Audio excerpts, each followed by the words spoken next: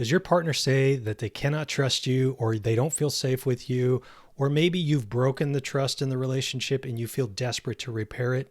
This is your video. By the end of this video, you're going to understand trust in a totally new way, and I'm going to give you a roadmap on how to begin to repair it. Before we continue, raise up your horns and smash down that subscribe button and hit the bell so that you're notified each week when I post a new video on Sundays. If you hear your partner say that they don't feel safe or they don't trust you, then you likely have a pretty immature understanding of what trust actually means. And believe me, I get it. I was at that point one time too. The most immature way of thinking about trust is from betrayal and physical safety. They make up the lowest bar possible, and it sounds like, as long as I don't cheat on you or as long as I don't beat you, you can trust me. Now listen, we're not cavemen, so take that knuckle dragging shit out of here. And believe me, don't be a knuckle dragger.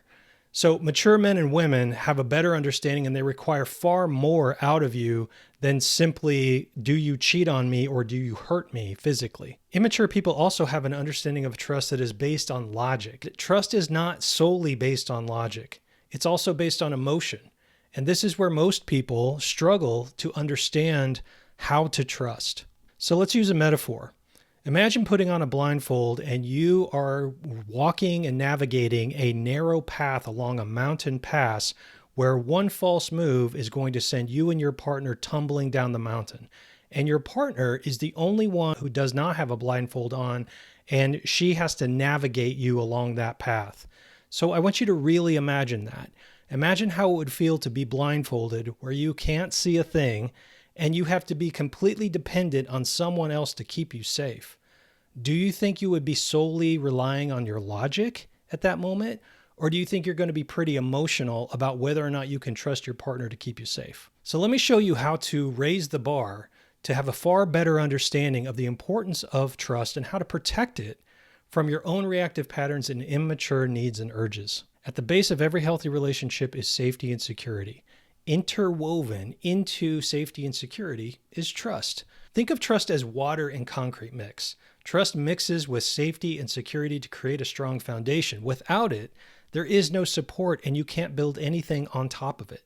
This foundation of trust, safety, and security are dependent on both your logic and your emotion. I know I can trust you and I feel safe with you.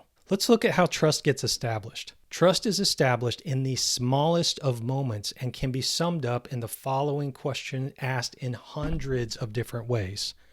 Will you be there for me? Let me reiterate.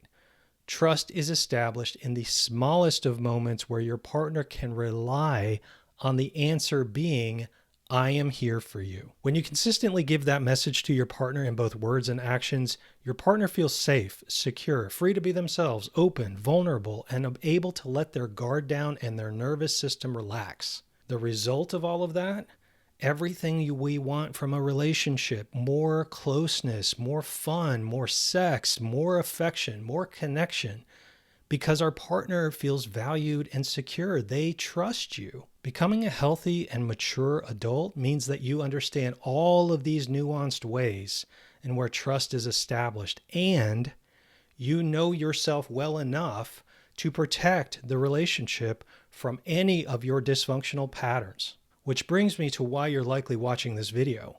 You're trying to reestablish trust in your relationship because you've damaged it, or you're trying to figure out, how do I become a safe person? So let me ask you this. What is the unconscious message of your reactivity? I'm not here for you. Let me explain. From your reactive patterns, you are accidentally or on purpose sending the message, I'm not here for you, to your partner each time you get reactive. So if you want to have a healthy relationship, you must work on the right things first. Your reactivity.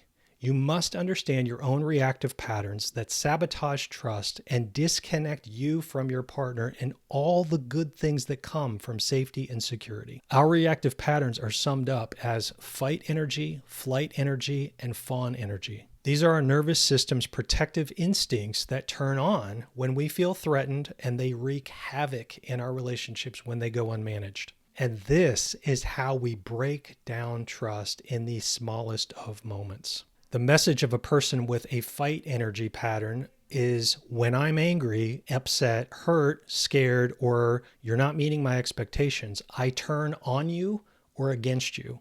And that looks like criticism, talking down to her, nitpicking, invalidating, raising your voice, ridicule, shame and blame, being demanding, controlling, calling names, making fun, humiliating, embarrassing your partner, or threatening the relationship. The message of a person with a flight energy pattern is that when I'm angry, hurt, upset, scared, or when you're not meeting my expectations, I turn away from you. This looks like stonewalling, acting indifferent, silent treatment, passive-aggressive behavior, physically leaving, shutting down, disconnecting, delaying interactions, avoiding, choosing others over your partner. Fawn is probably the most interesting energy pattern. It says when I'm hurt, angry, upset, scared, or not meeting expectations, I turn against myself. This looks like abandoning what's right for you or what makes you feel safe in favor of being pleasing to your partner. This is most common when you're in a relationship with somebody who has the fight or the flight energy pattern. You avoid conflict. You walk on eggshells. You take responsibility for your partner's feelings. You ignore your own needs.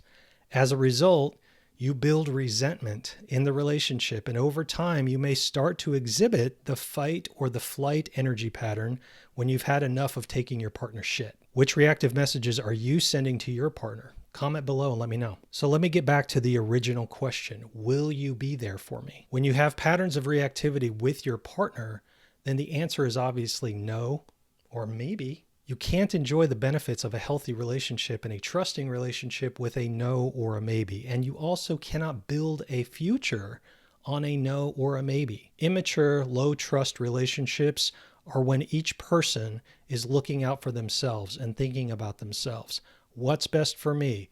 My needs, my wants, what you are supposed to be doing for me. This makes the relationship transactional and codependent because the foundation is fear, not trust, safety, or security. Mature, high trust relationships are you and your partner thinking about what's best for us, our needs, our wants. What do we do for one another because we choose to and want to, not because we're afraid, because we love and we are connected with each other. If you hear yourself in this video and you're ready or you're maybe desperate to make a change to save your relationship and improve yourself, make yourself a more trustworthy and safe person, click this link to schedule a discovery call with me to learn about my program, Breaking Reactive Patterns, the blueprint for building a safe and healthy relationship. A warning, there comes a point with every relationship where the small moments tend to overwhelm the system and it cannot take any more and it tends to buckle under the pressure.